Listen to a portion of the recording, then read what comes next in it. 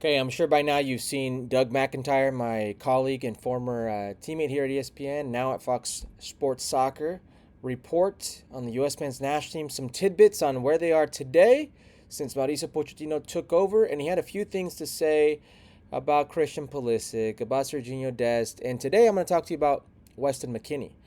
One of the things he had to say about Weston McKennie was Weston McKennie's participation under Greg Berhalter at the Copa America, citing there was disorder behind the scenes, and I quote, "Key veteran Weston McKennie arrived at pre-Copa camp noticeably unfit, according to multiple sources." So Doug's got his sources saying Weston came not fit to camp at Copa, a little out of shape. But Berhalter still started him in all three group games and true friendlies beforehand, to the chagrin of his teammates. If you don't recall, beforehand they played against Colombia, got battered against Colombia, and then played against Brazil.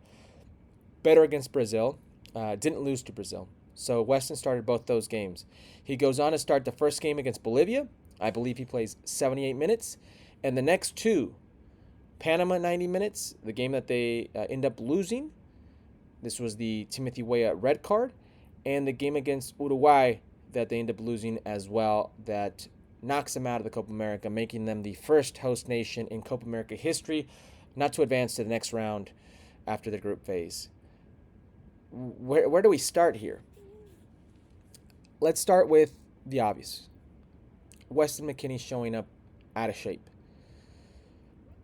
Again, this is a report by Doug McIntyre, who has sources, and I have no reason not to believe Doug's reporting. He's a hell of a reporter. So let's go with the story until Weston or his camp come out with their own version or tell us otherwise, or somebody in U.S. Soccer tells us otherwise. The report states he came not fit. I don't know what to say to that, because Weston McKennie, throughout his whole playing career pretty much in top flight European football, has been labeled unfit. Now, bear with me when I say this. I don't want to be unfair to Weston McKennie, who every year gets doubted by teams in the preseason and ends up winning his spot. I want to be very careful how I choose my words. I'm not going to fat shame Weston McKennie. That's not what I'm here to do. But every season he starts, every preseason, there are questions about his fitness. There are questions about him being on the team, and he wins out. He wins them over. Greg Berhalter trusted Weston McKennie enough to play him in the same way that he's seen Weston win out or win over his colleagues, his coaches, executives in Europe. He gave him that grace, if you will. It didn't work out. Did Weston look out of shape? Weston looked like Weston. He didn't look good in Copa America, but I can't single him out. I can't single him out the way I could single out a Timothy Weah for his mistake. The way I could single out Cameron Carter-Vickers, in the box. The way I could single out certain players for not reacting or missing opportunities, etc., etc. He didn't look great, but nobody looked great. I think about the only players that had good moments were Christian Pulisic and Folarin Balogun. Individual moments. Folarin Balogun's best moment was actually at Copa America versus Panama, where he scores a worldly with his left foot. Drops a bomb into the upper 90. Other than that, nobody really played particularly well. And there were other fitness issues as well. Do you not recall Tyler Adams being on a minutes count? Literally a minutes count for Greg Berhalter. And you can tell he was suffering, especially in that game versus Panama, but you're a man down. There are other players who struggled. I thought Anthony Robinson, for the first time in a long time, struggled in that camp, struggled in that summer, in that Copa America. The center backs struggled.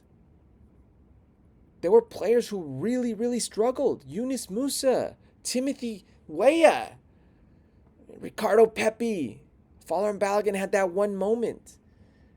Greg Berhalter himself. How can you forget? Who's not going to forget about Greg Berhalter in the Uruguay game? The game's tied, and he's sitting there with the 1-1 like we're good, telling his team 1-1 and play to the top. You got to keep playing. You got to keep playing. So everybody had something that they weren't doing. The showing up out of shape is concerning, if true, from a player of that caliber. I don't know if that's the case. I've seen him look out of shape and be in shape. So I want to be very careful of how I choose my words with him. Weston McKennie, that is. I'm more interested in the sources confirming that teammates were upset. Now, it happens all the time in a team dynamic where players will be upset at the coach for something that happens with another player. It happened a lot with Greg Berhalter's team. This was a Lord of the Flies type of environment. Lord of the Flies, for many of you guys who don't know, is a book that I read when I was younger. Back in my day, they made us read it, about a group of kids who were shipwrecked, if I recall correctly, on a desert island with no adults, and then they had to govern themselves. And all the crazy things that happened with them governing themselves. That's been this group. Let's not forget that. This group, Greg Berhalter did a lot of good things with them, but this group grew up with a low leadership foundation. Tyler Adams is a leader, absolutely. Christian Pulisic can lead in his own way by example, showing on the field, absolutely.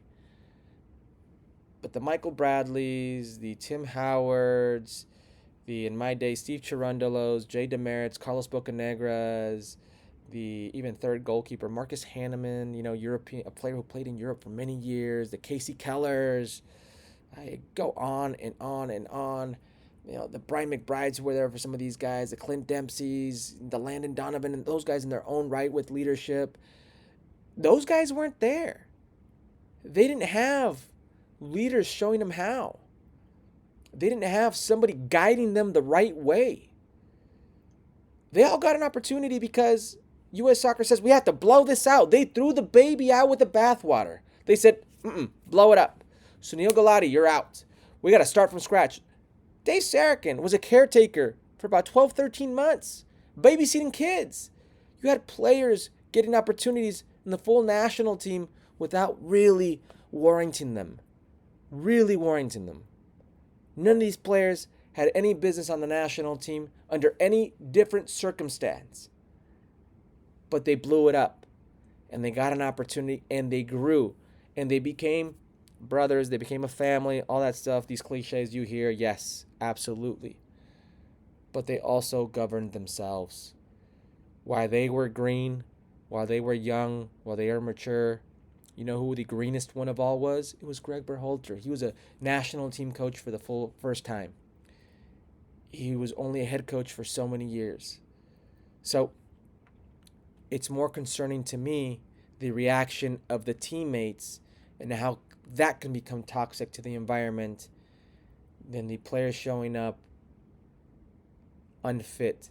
Because sometimes these things happen. But if he shows up unfit, it's on the coach. If he shows up unfit, it's on leadership. Was he bad in that tournament? Not necessarily bad. Was he great? No. Was anybody great? Not really. Was anybody necessarily bad? Maybe one or two guys. But when you've got that many players that are hitting 6s and 7s instead of 8 and 9s, it's going to be a bad day. And it was. It was a bad day versus Panama and a bad day versus Uruguay, and you're out. But if you're Weston McKinney, you've got to change this narrative. There's now a narrative on you that you're not disciplined, that you don't take care of yourself, that there's a trend that comes along with your professionalism, and that's not something you want if you're Weston McKinney.